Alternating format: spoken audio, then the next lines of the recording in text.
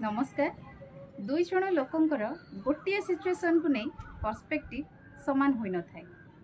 For example स्वामी स्त्री उभय job सारी जिते संध्यारे घर को फेरती जनकर घर सफा रखिबार आदत थाए। स्त्री जिते घर सफा करने को आरंभ करती स्वामीटी रागी जाई आरंभ कर दियंती। दिन सारा ऑफिस रे एते काम एते टेंशन ता भीतर घर को रिलैक्स करिया पई आसिला परे रिलैक्स भी करबा को दउना जणे जण को भूल कहबा को आरंभ कर दियंती। आमे जेते बेले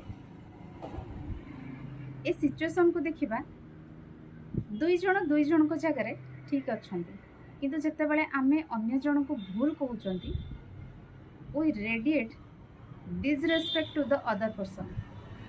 आमे अन्य जन को असम्मान करुचंती।